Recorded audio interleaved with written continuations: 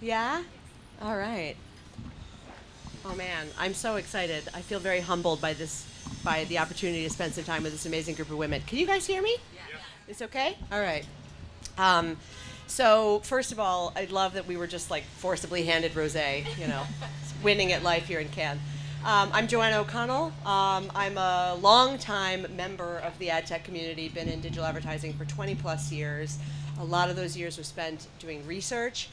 A lot of those years were spent doing research with a whole bunch of dudes, being the only woman at the conference, where the lines were very short for the bathroom. And it's actually, I know it's a joke, but it's actually true.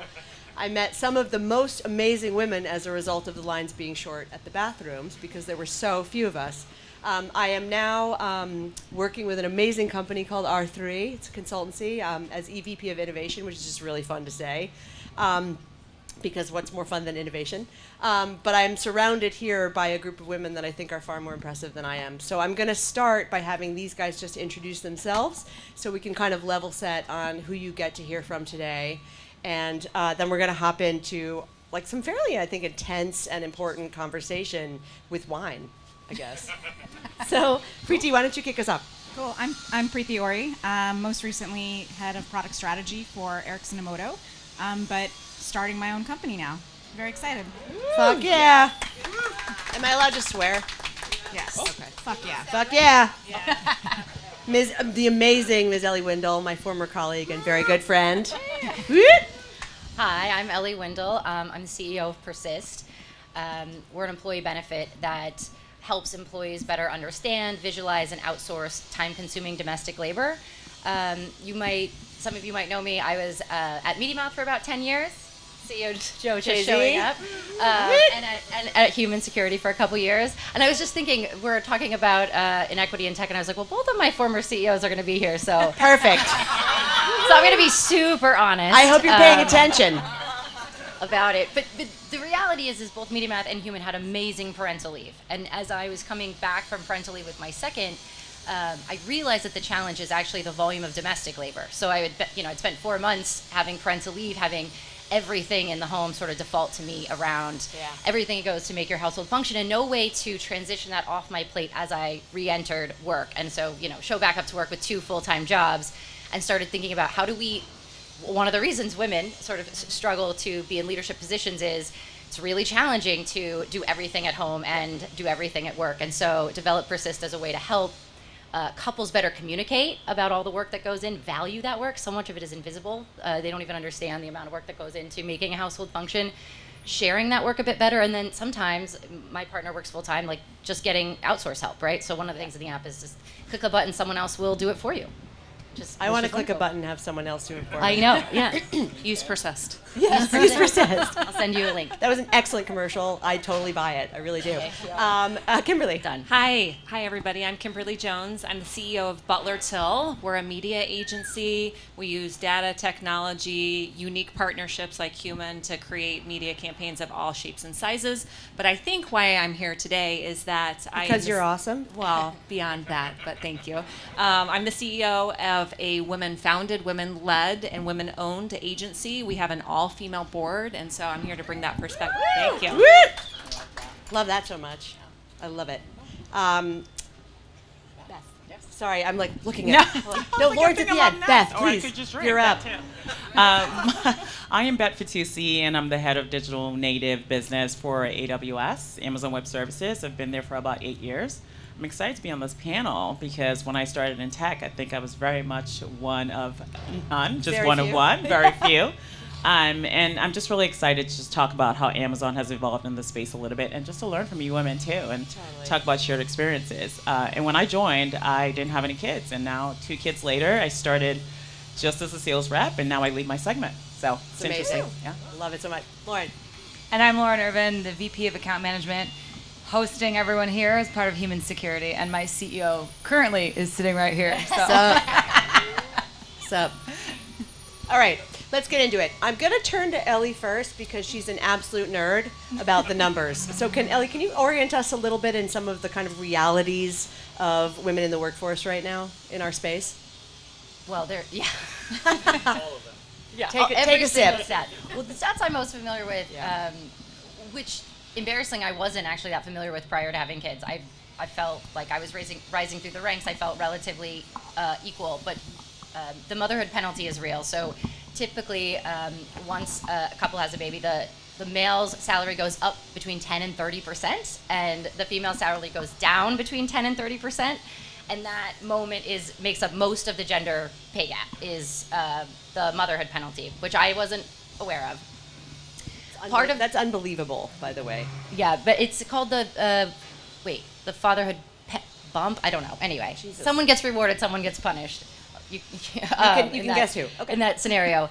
The other stat that I'm sure, especially those with young kids, realize is there's about 38 hours a week of domestic labor that women tend to take on, compared to about 18 hours for men. So that means the New York Times just had an article that was super depressing. Another way to calculate this. This means that women have 1 extra month of work and men get 1 extra month of leisure.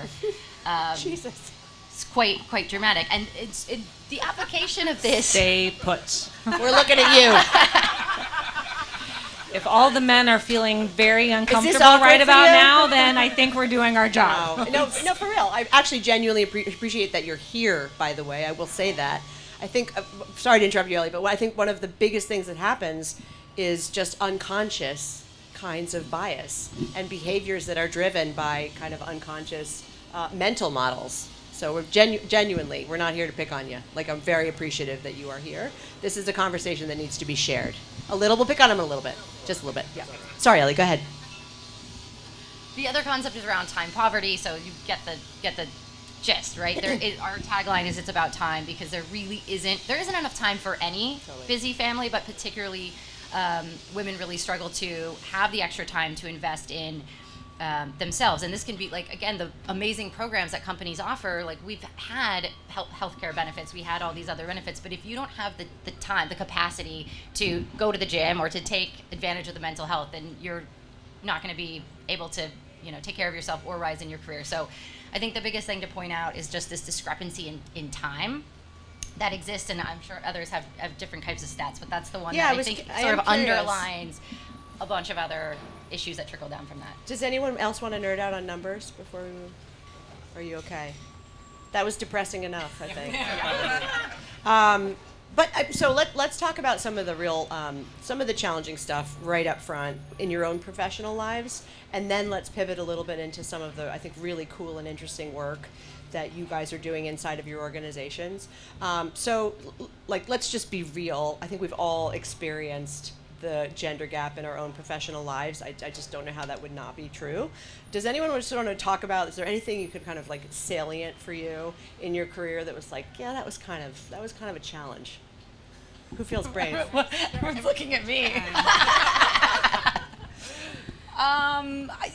So I've had both, right? Where I have actually, and Preeti and I were talking a little bit about this earlier, is like, I'll start with the positive. Like, it is really, really important to find male allyship and male mentors. Yep. Because that's part of the conversation, right? And then I also think that, like, on the other side, I've also been penalized in my career from other women that were really competitive and didn't want, they would come out and say that they support women or that they are a mentor to women, and then they would actually, be a bit of a snake or stab you in the back. And I think that, we're trying to just break down the barriers and really say women do support other women, but, we also need our allies with our men to speak up for us. And I think that's how I've actually gotten to where I am, by having great bosses and great colleagues that say, like, Lauren needs a seat at this table too, and she's got an opinion. Yeah. And that's really been monumental in where I've been today. I think that's so true. I mean, and we have a woman who's working in an agency that is founded and managed and has a board that's all women. So I think I want to come back to that with you for a second. Just one personal anecdote. In my professional life, I was a C-suite executive and was in a meeting, and I actually had the COO of the company, when I was talking in a C-suite meeting, go to me. And I will never, ever, ever forget it. And I will actually never forgive that person for doing that. I wouldn't either. Yeah, I mean, that's the kind of stuff that just makes you feel, it made me feel small. It also made me feel very angry. Yeah. Because I just knew that I belonged in that room, Yep. and that I had an important point of view. And it's almost shocking, I think, that things like that still happen. This is a personal one for me. I was going to say imposter syndrome is very real. Yeah. Especially when you're surrounded by a lot of very intelligent men and women alike, but you have to be extremely fearless in this industry, I think. And I have a tendency to second guess myself all the time. And I think I'm sure that you're not alone. I'm sure you're not alone. I think That's very it's common. So that is a stat that I do know. Yeah. Please go. 7 out Oh, of sorry. 10 people experience imposter syndrome. That means that most of you right now are probably feeling Is some that all form people of or, that. or women? All people. All people. All Yeah. people. But I Sometimes you I think it's there's a stronger in women? misnomer that it's kind of pigeonholed to women. But Yeah. I think, I don't know, guys, do you ever feel like maybe you're inadequate? Yep. So Okay. there's head Like, nods no. there. I also want to All know the time, right now. I I was didn't thinking I wanna probably know, right though. now. Hang on, we do have a little bit. We do have a little bit of sample bias going on, though, because Yeah. these are the guys that showed up to the panel do. about gender inequality. Yeah. So, Very true. yeah.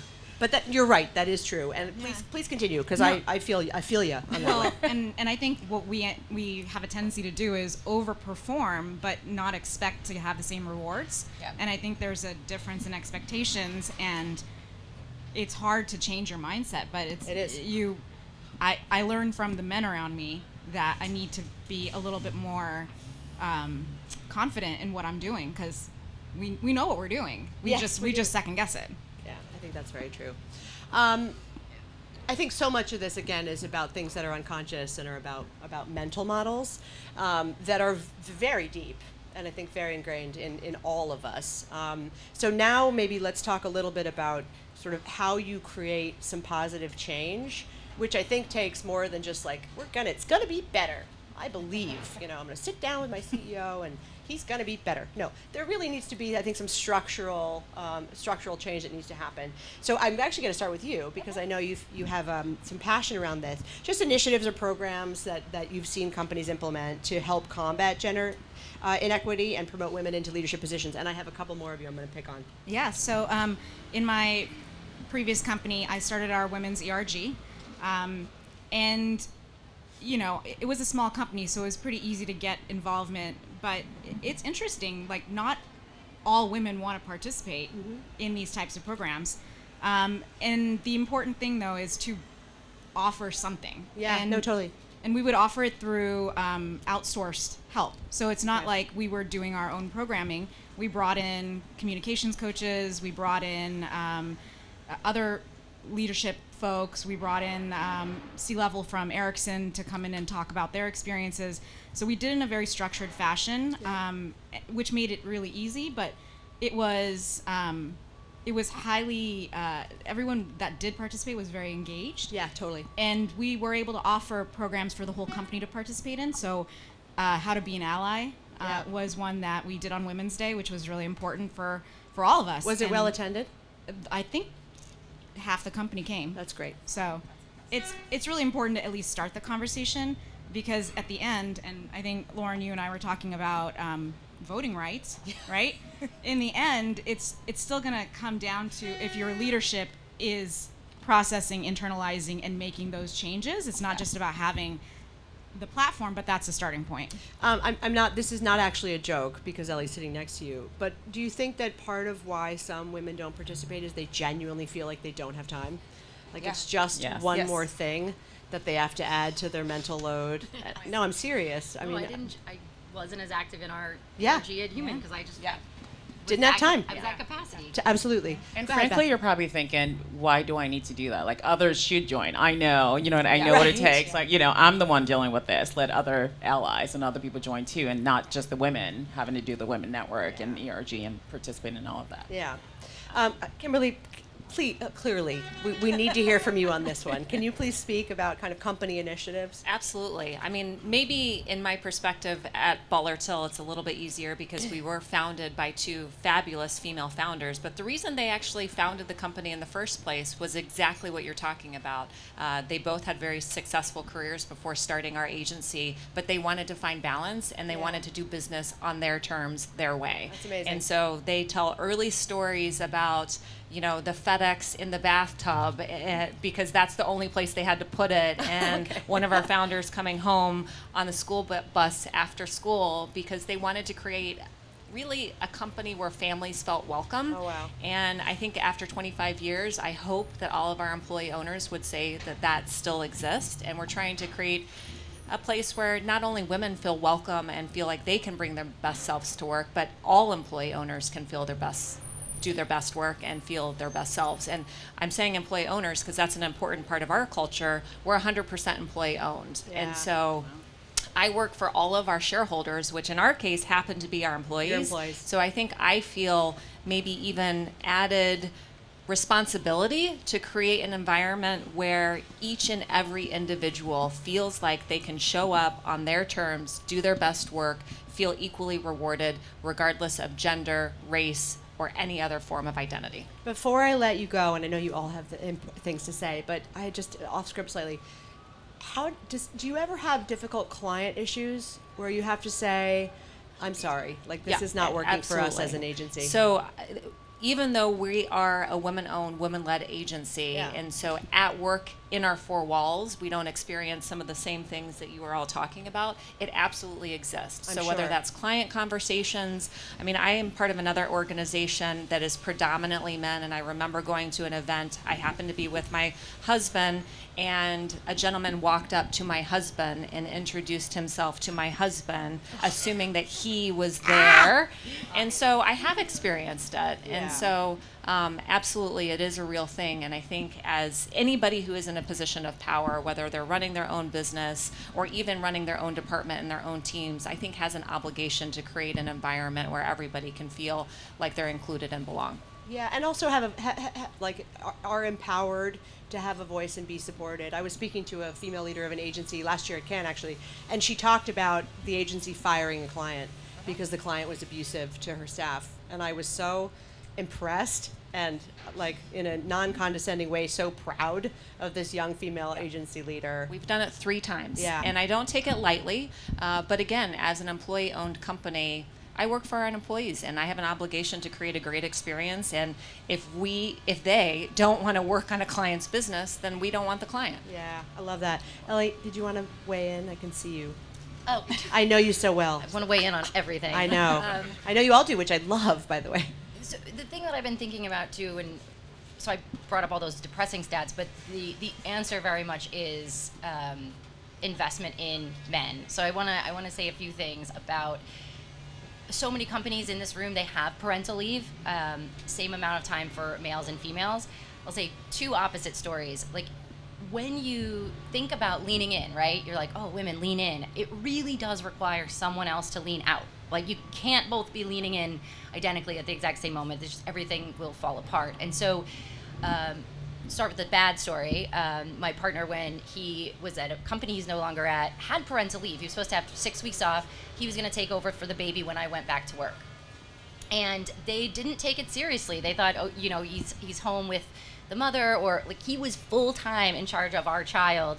And they were scheduling meetings, and he was supposed to be on conference calls. And so I was getting pulled out of, I had just gotten back to work. I'm trying to get on my feet, and I'm having to leave because we don't have anyone. He wasn't secondary, he was primary caregiver. And so I would say, please support your men that are taking parental leave. Believe them when they say they're busy. Don't say, how was your vacation? Like, they're, oh my God.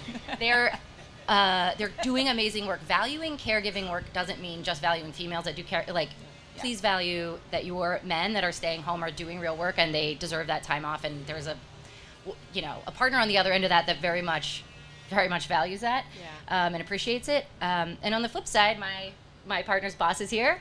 Friend. But I mean, he should be at Cannes right now. He's C-level at an agency. It would be very beneficial for him to be here, but we had to pick. We had to have a hard conversation about who's going to be gone. We both can't be in Europe with 2 small children, and so he's the one that's allowing this to happen, is without a doubt. And his company is allowing this to happen because they are understanding and respect the fact that he's taking care of our children. And so I think I'll just end with support men. Honestly, that's one of the best. We things love you, men. We do.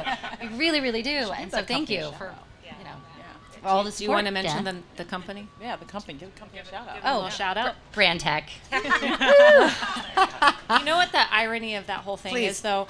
I think we do it because it's the right thing to do, but Yes. it's not 100% altruistic, I don't think. I think by Say acting more. this way, providing these benefits, it's creating loyalty, it's creating stickiness with your employees. They want to come to work and do a great job for a company that treats them well. Yeah. No, I mean, that's long-term thinking, and there's not enough long-term thinking. I think that's a huge part of the problem.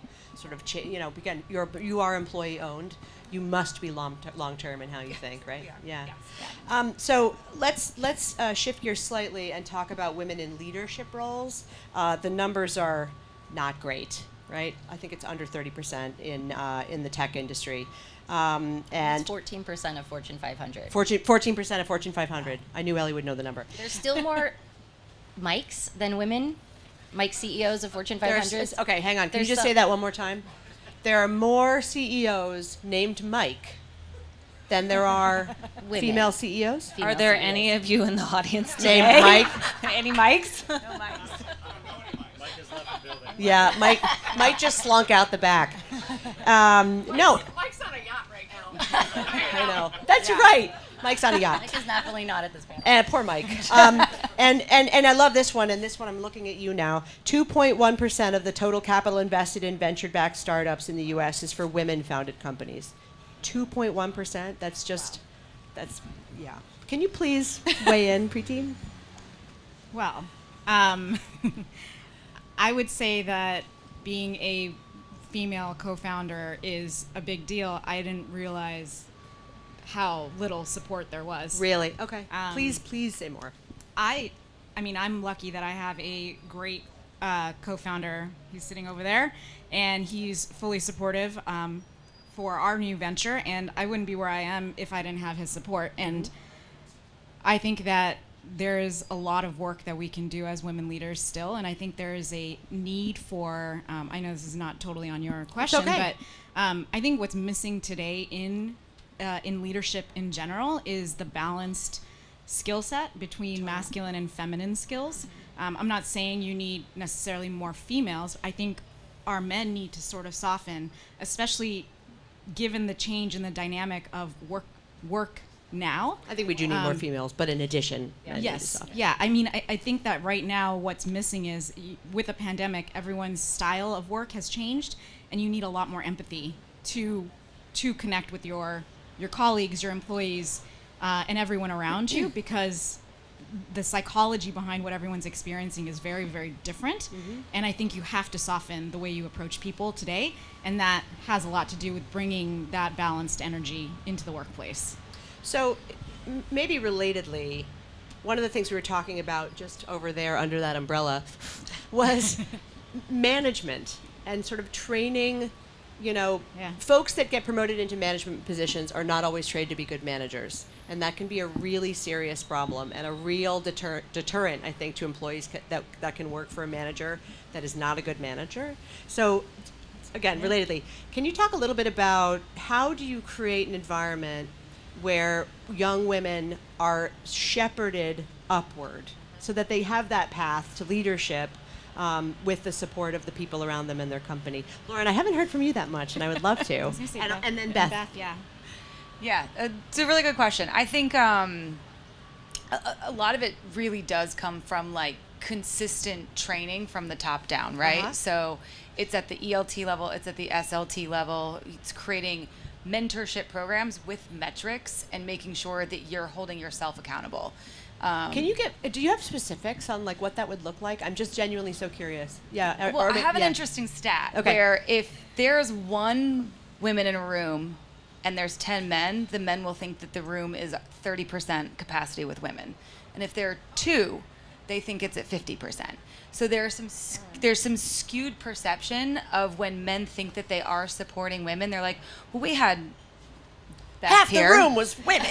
And you're like, Beth's like, where's everybody else? That's so you know, interesting. so I think that like there's still a misperception when men are in the room and they can look around and say like, we actually should, or who can we start to like invest in? I think that we align ourselves with people unconsciously, as we talk a lot about unconscious bias, we align ourselves in work where we recognize ourselves.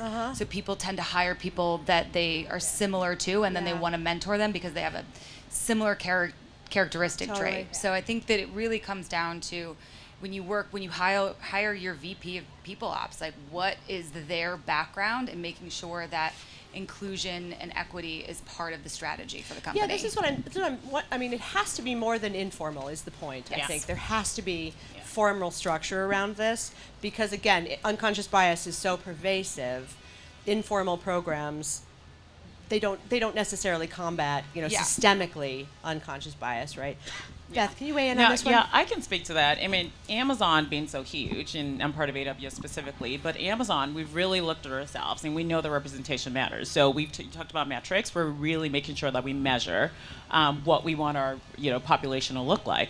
So of course we know we don't have a lot of women in senior leadership. One of the things that we've done is we've really looked deeper into what that composition looks like, and we actually mandated, they told me not to use the word mandate, so we've prioritized to make sure that we have women in senior leadership up to 35%. So we realized that for women to really move up and for us to make a change, and I think a lot of women too, when we're looking at people, companies that we want to join or moving into senior management or leadership, we look to other women, who, that's what I did even when I looked. And the fact that we're making sure that we have at least 35% representation really helps to increase that number. And we just released our stats just yesterday, in time for this panel. They knew this was happening. And we actually increased our number just this past year to 66%. Awesome. That's so awesome. yeah, That's so we're making inroads and we're doing what we can. I'm also part of a program that I'm really excited about called Sponsor for Success. Okay. And this is where we match mid-level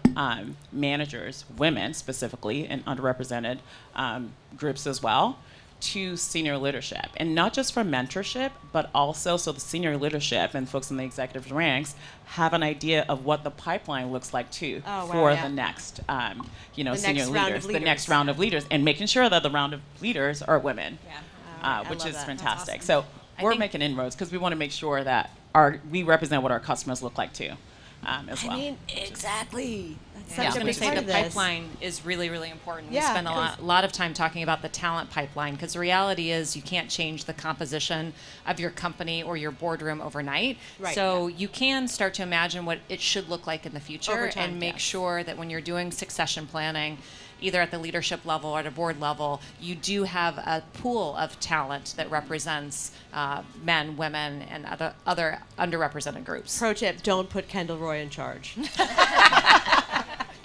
Pro tip.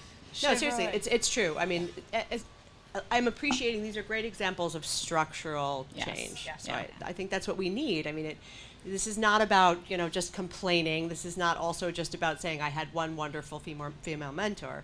This is about creating structural change. Ellie, did you want to, you went like this. She was leaning in. She's leaning in. I have So one we can other, lean out. if she's thinking about it, I'll tell you one other very specific kind of structural change. We hold our managers really accountable to the experience of the employees that work for them. Okay. So we have an annual employee engagement survey, as I'm sure many of you do, and there's a whole section that talks about my manager. And so we look at those scores. It's anonymous, but we look at it by department and by account, and we hold the leader of that particular department accountable to that score. And it's part of their bonus metric as well. We have that too. That's great. Okay, so can we unpack that a little bit? Because this actually feels really important, because it's a very tactical thing that happens on the ground that has kind of systemic impact upward. What kinds of things are you looking for in managers that are considered good versus less good? Well, the questions that we ask are things like an employee feels like they have the resources and information to do their job to their most effective self. And so that's oftentimes we hear from managers or from the employees that work for them that they don't feel like they're in the know, or they don't feel like they have the right tools, or they don't feel like they have the right tech. And so that's one example. Another is that they understand how their job affects the performance of the company, so that they're sitting down with the manager regularly and saying, this is your job, this is how it ladders up to the corporate strategy, so that people can feel like they have purpose in the work that they do every day. How do you manage the performance if someone has displayed bad behavior? For an individual or for a For manager? a manager. A couple of ways. They're held accountable to the scores. We develop action plans. And then quite simply, if they're not equipped to be a manager, then we put them in a position where they are no longer a manager. That's right. And You're like, you can be an asshole individual yeah, contributor. absolutely, absolutely. You And we do have you. really strong values in our company to begin with. So we generally have a no asshole No assholes policy. at Butler Till. So you like that. probably wouldn't last very long anyway. But you had asked earlier, you do have to be cognizant of the fact that you need to create different career paths so that people who don't want to be managers Absolutely. still have an opportunity to advance. Absolutely. And so we don't do it perfectly, but we're trying to create kind of like a specialist or a professional track where Yeah. you can truly be expert at your job function without having the work of managing people, which not everybody wants to do. I will also say I found the role of manager of a big global diverse team probably like the heaviest mental load of my professional life. And I don't know if it's just me, and I don't know if it's because I'm a woman. I don't know. But it would keep me up at night, the kinds of things that my employees were struggling with, or the questions they were asking me, or the guidance that they were looking for, or decisions I needed to make around who got the raise and who didn't. It was profound for me, I will say. It probably means that you are an excellent manager. It's because you care. You also need Yes! to persist. Phew. All right. Everybody does. Yeah, okay. No, you all do, yeah? You feel that. Everybody is leaving here with persist. This Not- is why not- Ellie not is so free, good. Not free persist. This isn't Oprah. and you get one, persist, and and you you get get persist, and you get persist. I know. Free 30-day trial, You got right, the Ellie? damn fan, all right? Freemium version. How to are we you by doing? Ellie. How are we doing for time? Are we doing okay? We probably need to start winding. 10 minutes. Oh, that's not so bad. Okay. Anyone else on this sort of leadership pathway? I have a question for you guys. Yes, please. Have you been called emotional? Yes. 100%. And how is that? What'd you do? Yeah. You get fresh, right? So it's I don't even know because there's probably so many examples, but you get worked up. Like, you feel like you're not being heard, and you get louder, and then you're emotional. If the same happened for a male counterpart, they're seen or perceived differently. They're seen as aggressive. They're seen as like taking action and passionate. And women are put to the back seat, and they're like, "Why don't you go calm down?" You're like, "Now you've really done it. Now you've really done it." Don't tell me to calm down.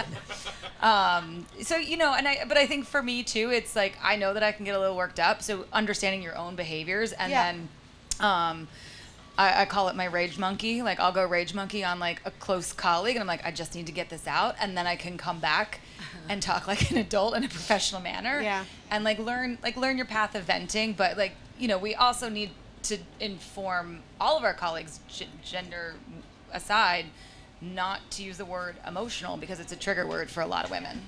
I mean, that's also that's fair. I mean, there is maybe something structural there. How do you do that without sort of feeling like you're legislating people, how people communicate so aggressively? I think it's really hard. I mean, we actually just finished a manager online harassment training, and there were a lot of really good links and articles, and I actually was reading them because I knew I was going to be on this panel. Love it. But I also think that a lot of us we're too busy, and we click through so that we become compliant. And I don't know how to make that better. I'm not an HR professional, but there was a lot of really good information in there, and I wish that I want to go back and read it. So and maybe I want that one more time. maybe that's part of it. I want more No, for time. real. Like maybe it needs to be not just a compliance exercise. Right. How do you change the nature of that compliance exercise into something that is about a learning Pop quiz your exercise? ELT. Be like, what'd you Right. think from that article? And maybe hold a metric, like beyond employee engagement scores. Maybe it is like quizzing your ELT or your SLT or your managers and being like, what did you learn from this? And just making sure that they are engaging with that kind of material. The content itself. Yeah. I feel like another one of you was going to address the emotional thing. Now, are we good on that one? Well, the other one that I hear oftentimes is, we're too nice. You're too nice. Yeah. And so I do My think... partner actually says that to me all the time, and I think he says it. Sorry to interrupt you, Kimberly. please. He says it in a very supportive way because he gets very angry on my behalf. Yeah. Anyone know Perry? Perry. Joe knows Perry. Fred knows Perry. He gets very angry on my behalf as an ex-corporate leader. And sometimes I'm like, it's too much. You're too angry on my behalf. But there's somewhere in between. Great to have somebody in your corner, though. I swear to God, I feel so lucky in that way to have a man who's so supportive. But sorry to interrupt you, because it is a challenge to Well, figure out the balance. So I'll ask the panel this question because it came up in a conversation earlier today. And another female leader who's absolutely amazing made the comment about somebody telling her earlier in her career that she shouldn't worry about being liked, she should be worried about being respected. And I've been reflecting on that because, yes, while it's true, do you have to choose? No. No. Can I just, like a personal, for those who worked with me, I would like to believe at the company where I worked with the two of you, three of you, four of you, You were very nice. I was liked and respected. Yeah. But I will tell you, question mark? Question mark? I will tell you, it was exhausting. It was exhausting trying to figure out how to do that. So I'm so with you. Doing that is very hard. It is. Yeah, go ahead, Beth. Yeah, I was just going to add that this goes to show you that people in general, well, women here we're talking specifically, are so dynamic. I don't think you Absolutely. have to want to be liked or respected. You know, you just have to be you. And I think there's something real about being authentic. So if someone tells you too nice, which I just think it's just you're very nice, I think that's a superpower, and it's okay to lean into that. If someone tells you you're being whatever the B word is, maybe that's okay, and that's how you get stuff done. So funny. you It might kinda be have how to- you respond in a Exactly. situation. Not that it's okay for them to say it. Right, exactly. But how do you respond But how in a you situation respond, like and that? I think that's exactly right. Same thing with like being emotional. I mean, of course, maybe you don't want to spend the whole meeting crying only because you're not going to get anything done in the meeting, you know. But at the same time, I think it's okay for you to, if you have to rage, let's rage for a little bit. By the way, men do that too, right? So I think there has to be a point where some of this is somewhat acceptable and it's okay. We don't have to be perfect. I think that's another thing with women. It's like we want to be perfect, want to be seen a certain way, right? And if you just bring your full authentic self, I'm you with find you. that, you would be good in whatever you do. I will say I Yeah. did a series during Possible with female leaders, and it was so cool seeing, like, it was like, CMO of a progressive, and like just, CMO of, COO of a huge agency. Every one of them, I think, talked about authenticity, and Yeah. that's such an annoyingly overused word But it's so when real. it's meaningless. Yeah. Right. But for these women and for us, So it is important. not meaningless. Yeah. It is not meaningless, being your And, authentic self. and if you can't be authentic where you are, you probably shouldn't work there. Yeah, like that. So maybe because I know we're short on time, sort of call to action time. What if you were going to say to this group and pretend this group is the entire industry, what would you say? Like, what would be something sort of at an industry level that we might want to lean into? I hate that phrase, lean in, because I have a complicated relationship with that. But that you would sort of encourage the industry. Ellie, I'm going to start with you. You want to start with me? Yes. Well, I'll reiterate the support men and their ability to help take care of their families. Support men in a construct that is not the traditional construct. Yeah, exactly. Yes. Support them in the way that you would think about supporting women, which Yes. is giving them the time off and the space to Yes. be the primary person who goes to pick up their kid when Yes. the school calls. Like, don't make that always have to default to their female partner. Yes. It's a huge help to not have to always be the one that gets that call. The other thing I would say that was really transformative in our relationship, and I hope is embedded in our app well, is just the recognition of invisible labor and mental load, like Yep. the work that goes into anticipating the needs of your company, of your team, and that's why you said this mental load's exhausting. Yeah. Like, thinking through, what do we need today, tomorrow, next month, next year, both as a family, right? Like, are we low on toilet paper? My in-laws are coming. They only eat salmon. Right? Like, the amount of things that you go through to, but Weirdly specific example. we never have salmon, and they really like it, and so just to make sure that we have it in the house when they come. But it's like that. Lena has green shirt day. Does she have a green shirt? I need to order one. It's How do you make that structural? So one is Use just persist. One is, if you don't have persist, one is just acknowledging and having discussion about all the work that goes into making your household function, all the work that goes into, like, even making your company function, right? Like, who's planning the birthday parties, who's sending around the birthday card to sign, who's checking in on employees, like, that work often defaults to women, and it's not promotable work, it's invisible, but it's the glue that makes a company function. And just like the invisible work is what makes your household function. You can't see it happening necessarily, but takes a ton of time, takes a ton of mental energy. So I would say, be conscious of the work that's being done to support your company, to support your life, that maybe you underappreciate, that you don't see, because it's probably the biggest thing you can do is acknowledge it and value it. I absolutely. I totally agree.